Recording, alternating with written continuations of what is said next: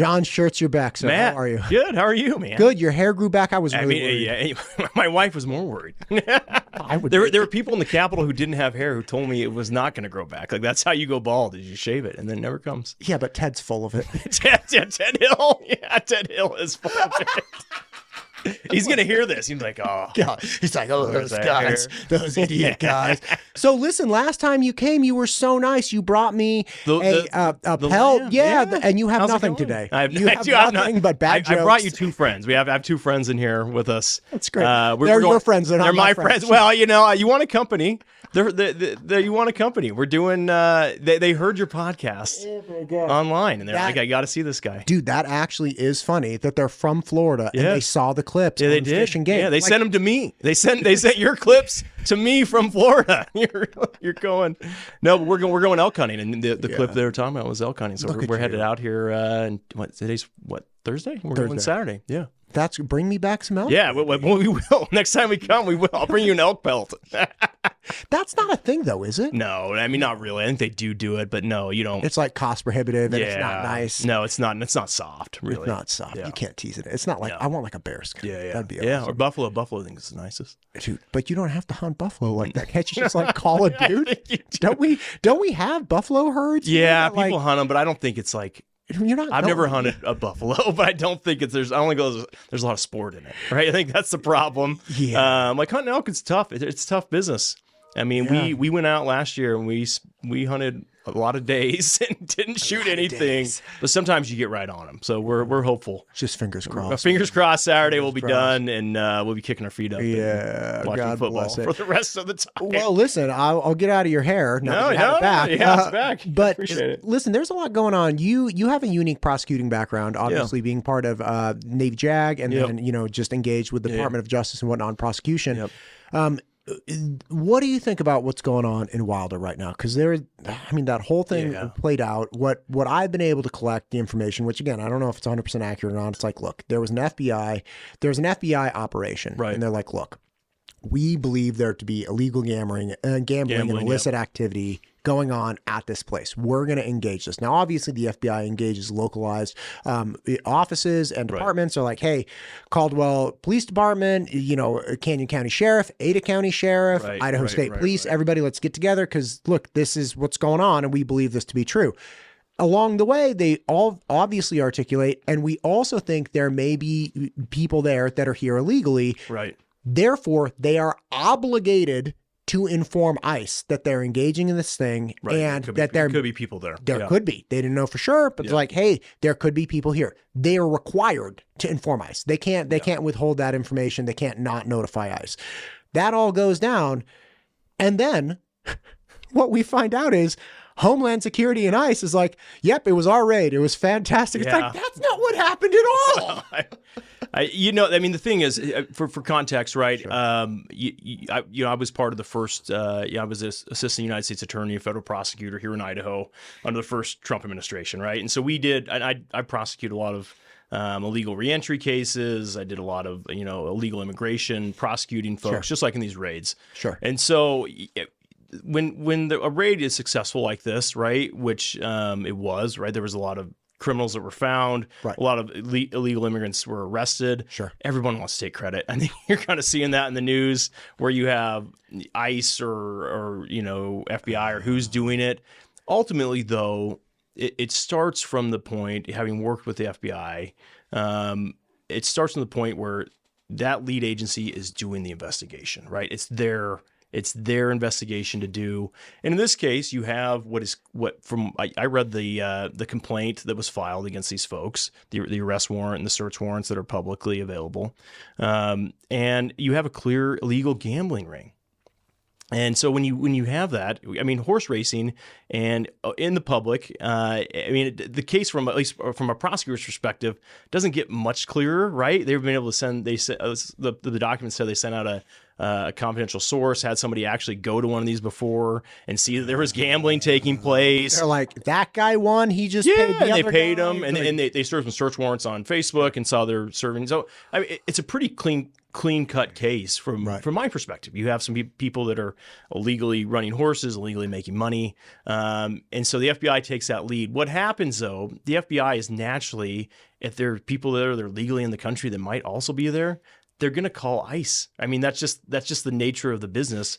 And, we're a law and order state. We're a law and order country. And if people are here illegally, that shouldn't surprise people that people end up getting arrested. Right. And I think there's there's a lot of movement from, the other side of the aisle than where I am. Right. The Democrats who try to say ICE is, invading these communities and are overzealous. That's really not the case. They're just enforcing the law that's been enforced for a larger period of time. But I mean, Trump has closed down the border, and he's put this as an emphasis area within the federal government, and that's when you say put this as an emphasis. Yeah, illegal immigration. Gotcha. Yeah, illegal immigration, and making sure those people in a case like this, it's exactly what Trump is doing, right? The people that are either committing illegal activity or are around illegal activity that's being committed. And I think everyone knows that you can't legally gamble with horses in the state. There was a big ballot initiative that tried to legalize it that was voted down by the state of Idaho a couple of years ago. And so you get the situation where, individuals who are here illegally in the country are going to an event that's illegal.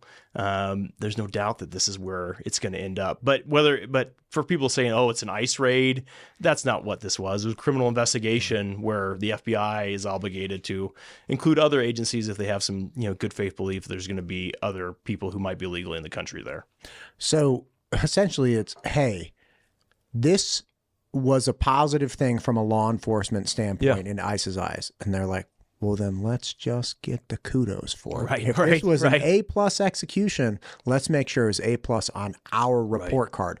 The problem with that naturally is that for the rest of the community, then the articulation of like, oh, this was an ICE successful thing or like an ICE raid or ICE oriented, then the anxiety is like, oh my God, are all of these localized offices and departments, are all the police departments, all the sheriff's offices, are Idaho State Police, everything getting behind these mass ICE raids that presumed ICE raids that are going to then befall the rest of the community? It's like, no, that's not what's going on. And it's in the desire to take credit for this one successful FBI operation that ICE has essentially made this commentary or image for the rest of the communities that, okay, now everybody's out to get anybody who looks Hispanic. Yeah. And typically they don't comment, right, until a case is fully adjudicated, because sometimes you get in these situations where the comments are taken out of context and they can have some negative impact. I mean, even for us, like as a federal prosecutor there, we would never comment until the case was adjudicated, right? Because people are presumed innocent. You don't want to start making comments that might,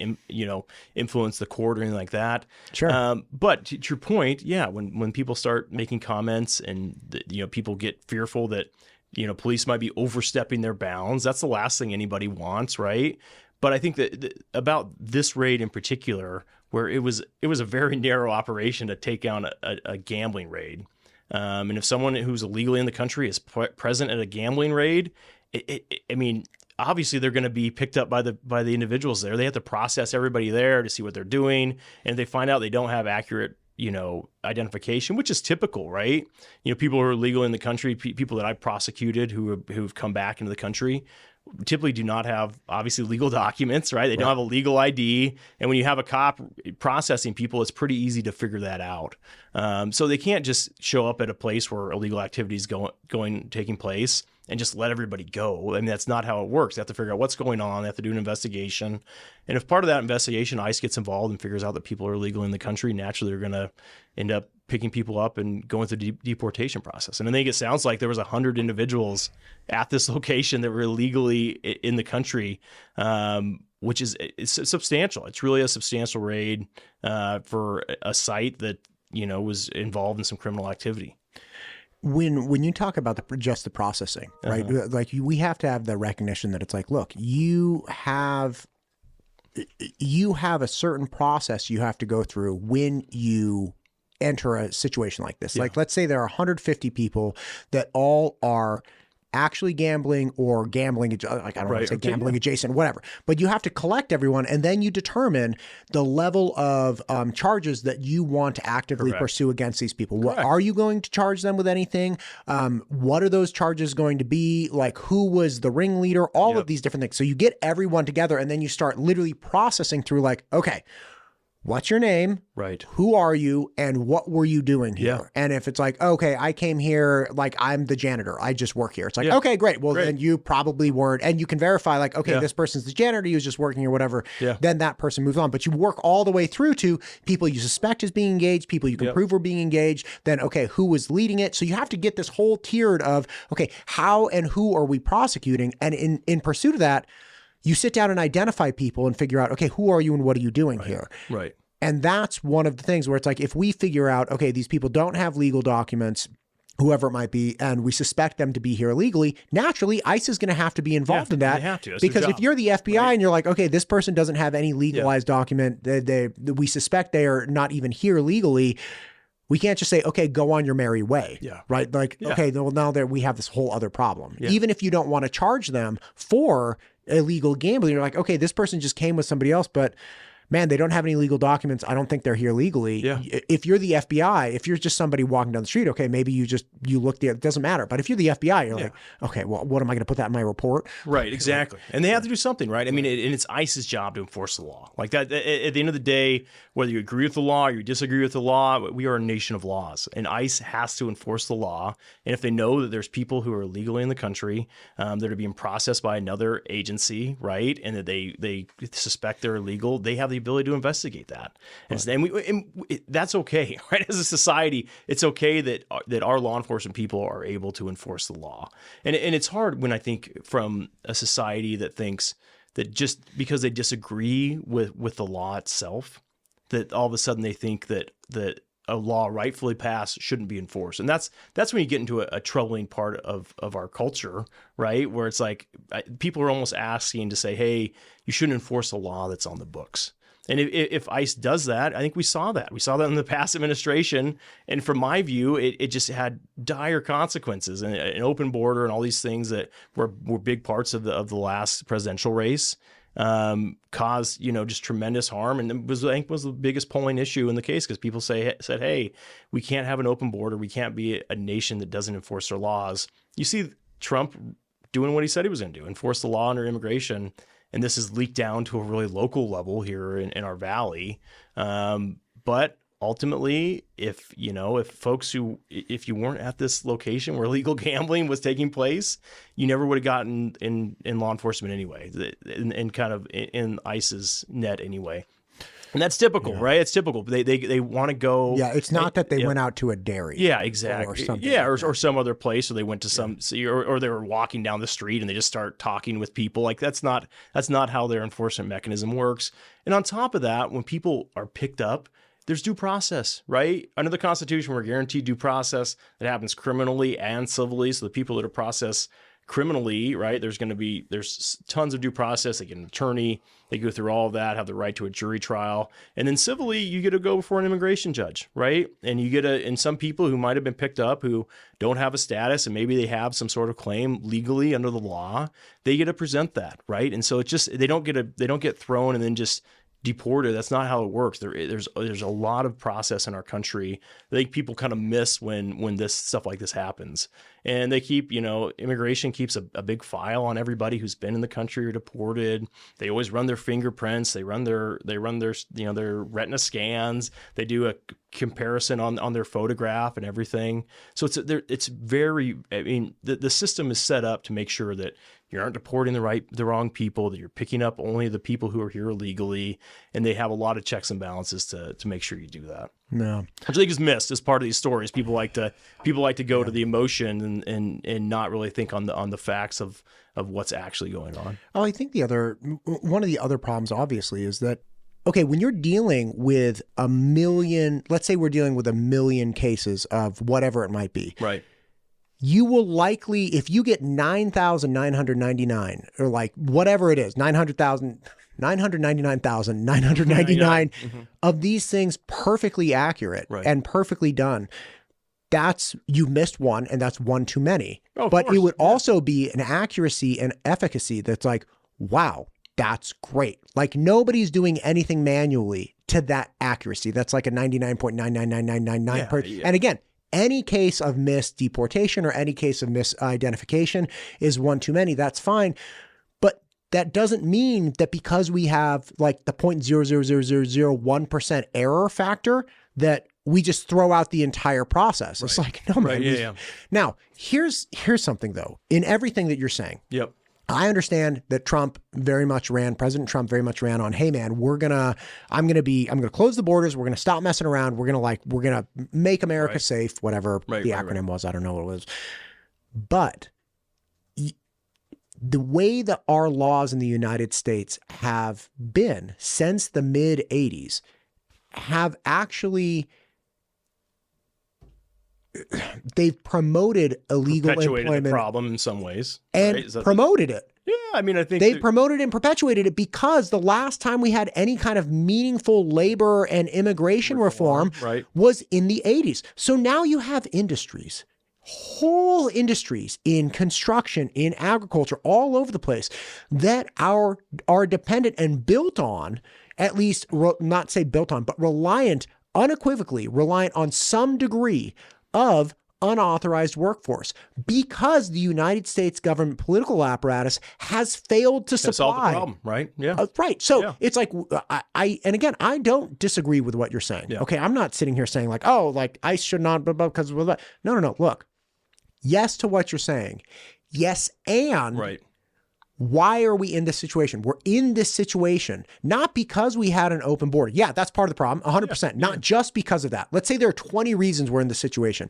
One of them was an open-ish border, over the last several years. But it's also been the perpetuation of laws and an inability to correct these laws that supply American workforce, supply the American industries that we all rely on, that we all need for survival, that we all need for houses, for food, for all of these things. We have failed to make a pathway for those employers and that industry to get viable workforces that want to work here, and we want the benefit of their more economic labor. Like, that's it. At the core of it. So it's like, dude, you don't get both. We don't get to be like, hey, we have this rule of law and that's all great.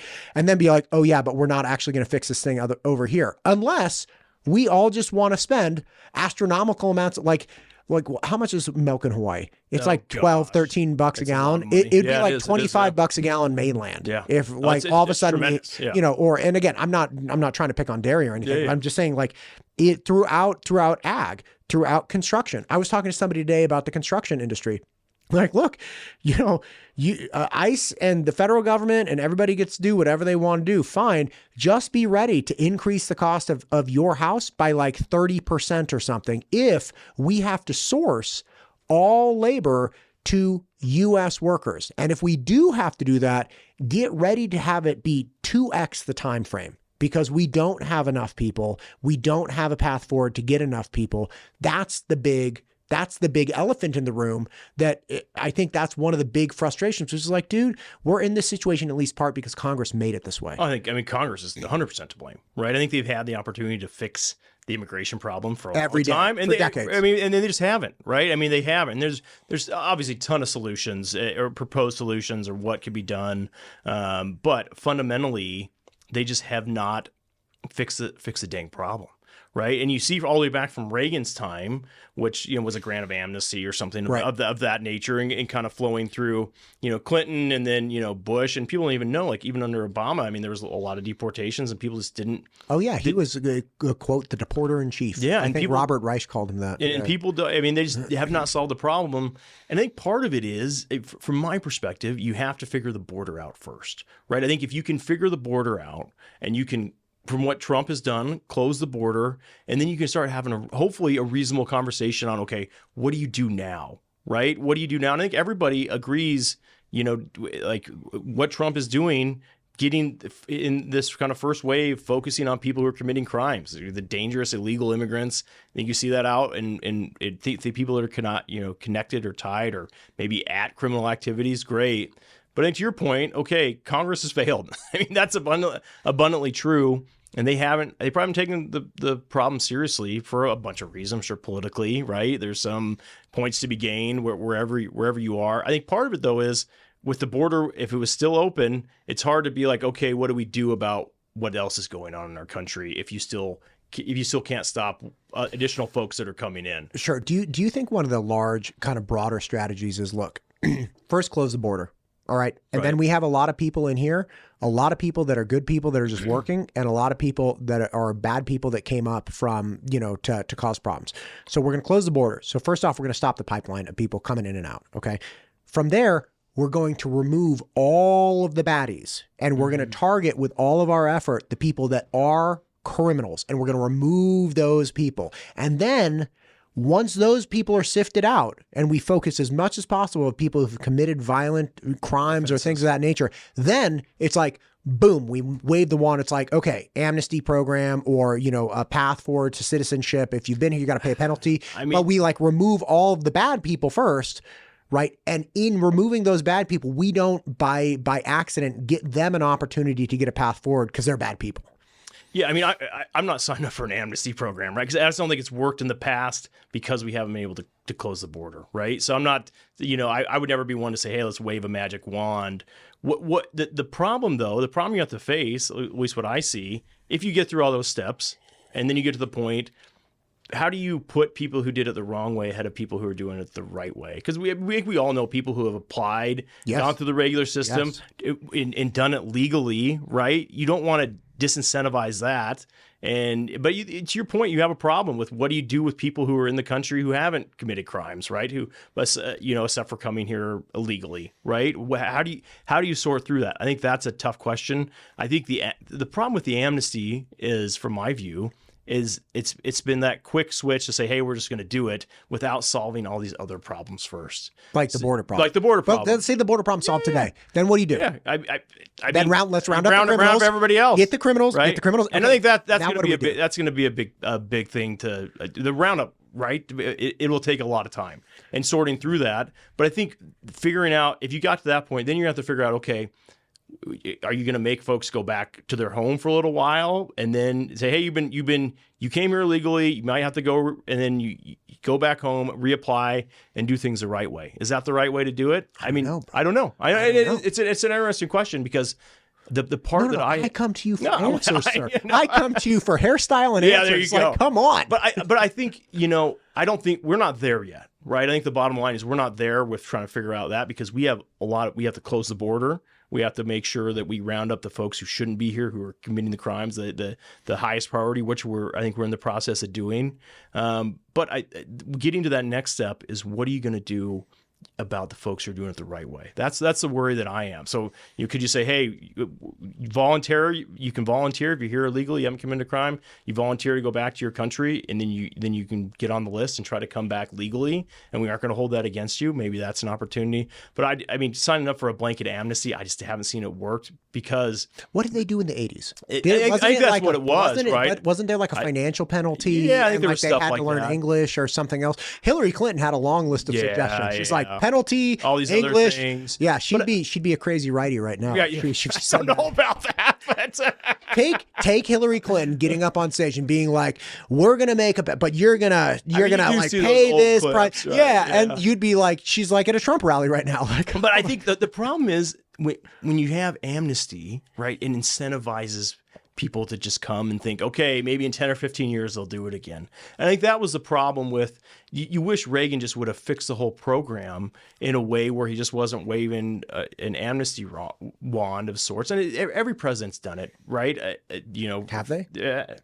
Not recently, right? But there's Reagan and there's been before, right? I guess everyone, but that's what I'm trying to talk. That's what I'm saying. Before in the 60s, 70s, right? There's been some sort of programs, but I think that is built in when you have a porous border, and then you have the hope that, hey, maybe amnesty might come. It creates an opportunity for people to come and say, hey, I'm not going to do it the right way, going to do it the wrong way. And that's what we need to stop. We need to kind of stop this cycle, because ultimately you don't want to end up back in this position. You want to close the border down for good. You want to deport the folks you have. And we're a nation of immigrants. I think we take almost 1 million legal immigrants a year. I think I would have to look up the statistics. It's substantially more than any other country, right? There's no doubt. There's no doubt. And people do it the right way. Even our valley, we have lots of folks, they're doing it the right way. The last thing I would ever want to do or even suggest to doing is trying to create a program that's going to skip people doing it the right way or incentivize it. So but okay, all of that, fine. Yeah. But how? Okay, first off, what is the state of our border? Because there's my understanding. It's gotten tremendously better. Okay, tremendously better. I think it's getting close. It's tremendous, but yeah, tremendously better. Yes. Okay. I mean, it's not. I mean, we're pretty good.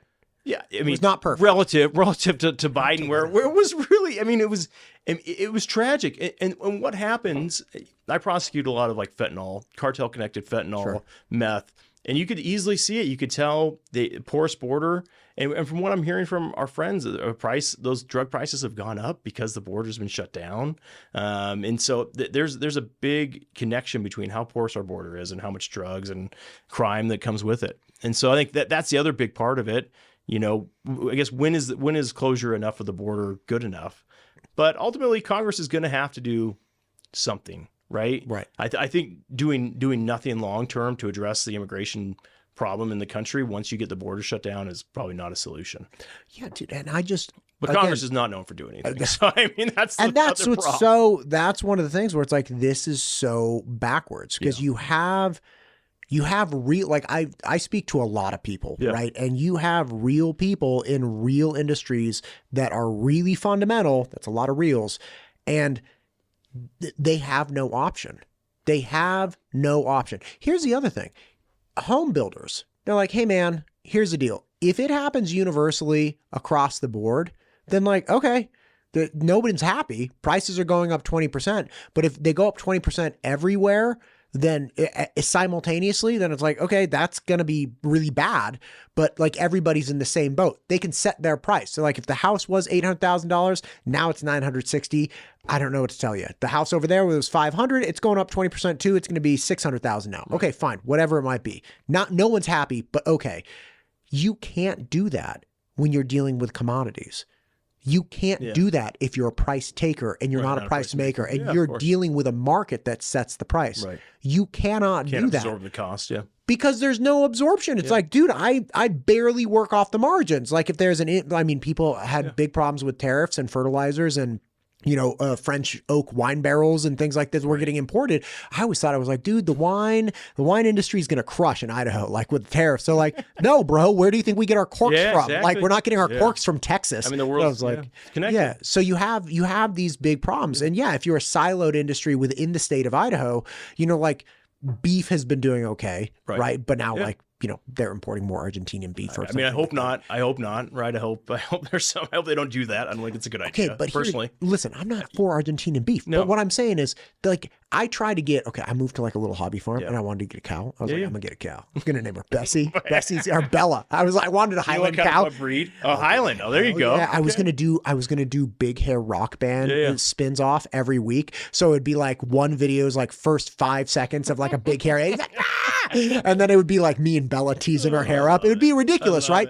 Turns out they're like $25,000 though. Expensive, Like you're not. That's the most expensive burger. They're not very big. I mean, relative to other regular cows. Oh my god, I just want to ride it. Anyway, the point is, like, so I was like, okay, maybe not that cow. Maybe just get like one of the throwaways from a dairy or something. They're like, you're not getting those. So it used to be that every day they'd like try to just get rid of them. Like you could pick them up. You just roll up. You're like, hey, you got an extra one? They're like, yeah, dude, take this thing. Like we got somebody coming to pick it up for $25 or $50.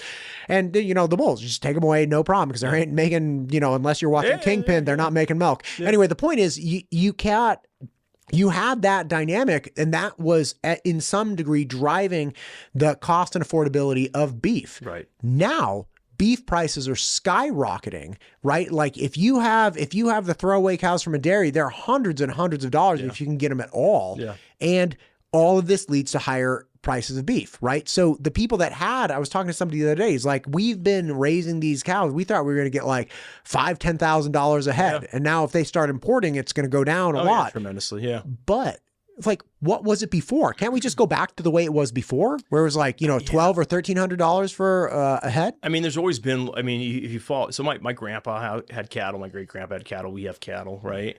There's always been wild swings. What kind do you got? We have Angus. Okay. We have Angus. We have some red Angus or black Angus. Yeah, black Angus bulls. Some Herefords in there too. We used to have Charolais bulls, but we've kind of switched. I think a lot of people are going to Angus. So yeah. So but they're great, and I mean the cattle market is historically high, right? But I think that what folks have to realize is for the longest period of time, the cattle market was terrible, and the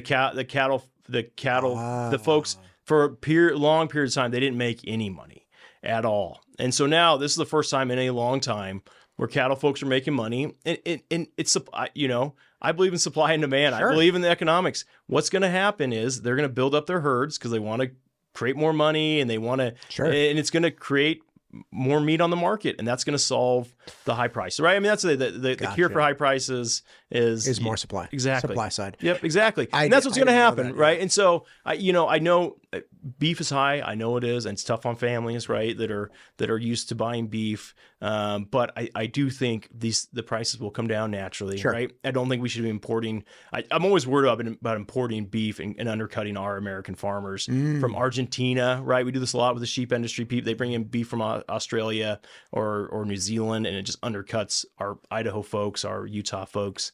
I don't think that's the answer. I think these things have a natural way of working. You look at eggs. Eggs are back down.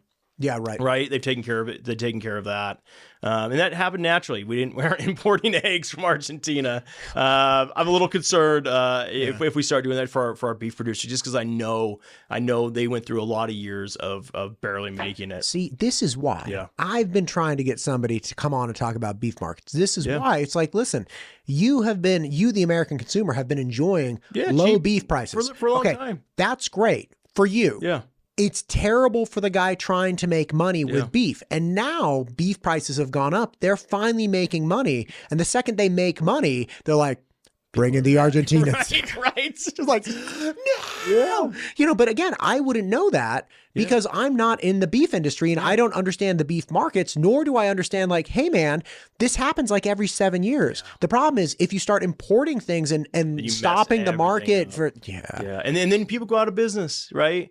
Americans go out of business, then all of a sudden you only get your beef from Argentina, right? Which you don't like. And in beef, the cattle producers, most of them, it's in their family, right? Right. They're even if they're not making much money, they'll still be happy. They'll still do it. You will have eras of cheap beef again. I swear, it's going to happen. It just comes and goes. And sometimes the beef producers they make money. Most times they are, and we're able to kind of get back to the economic side, and everything will kind of get cheap again. But I think it'll happen. But I think it doesn't. We shouldn't put our finger on the scale to make it happen. That's what I'm worried about with that piece. Well, the other thing that, again, I'm also trying to get somebody in to talk about subsidies within markets, because the other problem that's been explained to me, they're like, look, you may like Argentinian beef, right? But essentially what happens is you have these market manipulators in other countries that are totally willing to flood the American consumer market with things China, like sugar. Yeah, exactly. Or dumping apples, everything. Right, exactly. And so then what happens is you knock out of production American farmers and American ag people and American ranchers, because they're like, I can't compete with these prices. I'm going out of business. That's bad for a number of reasons.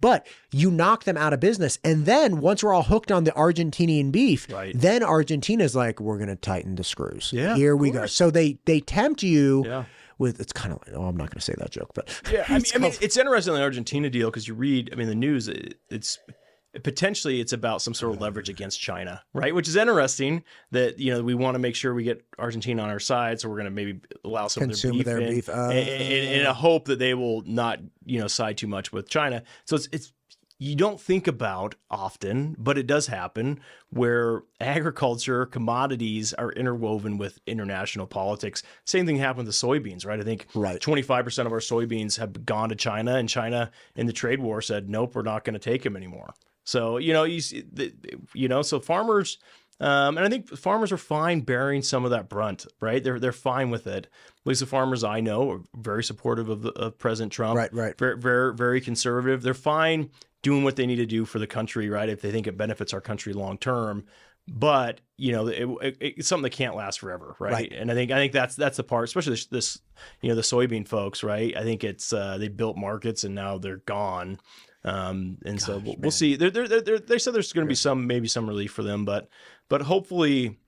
And I think using these tariffs for the intended purpose, it looks like will be good. Hopefully long term, using them to negotiate better trade deals. We've been getting stuck on trade on a lot of things. So I believe in what's going on there. I think farmers they're fine doing it for a little while. And they're fine bearing that kind of burden for the country. But I think they are. I think that's something that doesn't go as recognized as the farmers are taking it on the chin in a lot of ways. Almost all these other commodities are down. I know you're out in sugar beet land. Sugar's down, awesome. Everything's down. So. Yeah, man, how terrible. Yeah, it's tough. She was Sam Parrott, the sugar beet queen. She's standing, she's like, yeah, man, this is a banger year for sugar. I'm like, really? Yeah. She's like, we've never made so much sugar. I'm like, oh my God, congratulations. She's like, it's hell. Yeah, we're making no money. Right. That's how it goes. We have a glut of sugar now. And that's when I mean, look, I'm an idiot when it comes to these things. Cause I go out and I'm learning for the first time something they probably told their kids when they were 5. Yeah. And all the 5-year-olds are like, yeah, bro, didn't you know? Yeah. But no, I didn't, because the average consumer knows nothing about sugar markets or the complexities of this is the big argument that I've been having with people, that the public perception of American ag is one of this rapacious, horrible, monocrop corporate ag, blah, blah. It's like, okay, not like that, no. And because if you are like that, if you bet everything on one crop and you're wrong, it's over, man. Exactly. The sugar, if you're all in, so I was talking to the sugar beet farmer. She's like, let me ride in his tractor. Yeah. Got all this. Beep, beep. And I was like, I should not be in this machine, sir. Anyway, I was talking to him. I'm like, how's harvest going for you this year? And he was like, for which one? I was like, which one what? Right? And he's like, and he listed off a dozen different crops he grows. I was like, oh, so you engage in a huge variety of production as a hedge against any one or two falling apart. He's like, that's right. I'm like, my head just you have blew. to. I was like, I can't, man. This is too complex. Yeah. I mean, you have to diversify your crops or you'll get killed. I mean, that's it. He was also telling me, he was like, we're on a 6 row. I usually like 12, but we're on a 6 because we're on narrow streets. I was like, you might as well just spoken Martian. I don't know.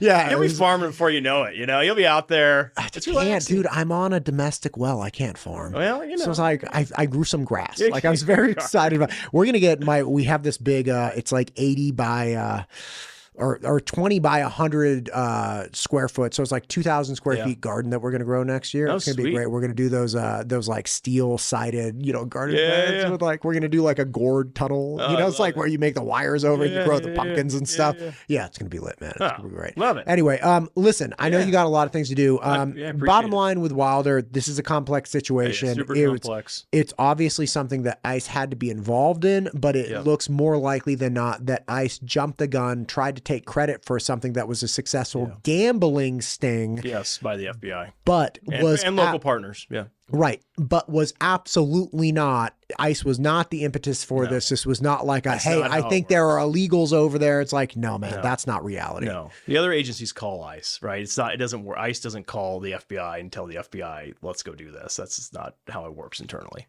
Yeah. So. Gotcha. Well, John Schertz, Representative Schertz. No, it's man. going to be representative again in 2.5 months. We'll see. Man. Election will be here before we know it. So hopefully I get on. In the primary, this is going to be wild. Yeah, you're going to be busy. Okay, I was telling somebody this yesterday. I did 170 episodes during the legislative session last year. I woke up yesterday morning at 3:30 in anxiety because the legislative session was coming. Not even it's just the volume of information I have to ingest. It was you know more than anybody else. I'm sure you got it all. I guarantee you, than any other civilian outside of you politics, nobody has me. I was on the phone talking about geothermal and solar power rates and stuff before you got here. It's carrying on this long conversation with an industry expert.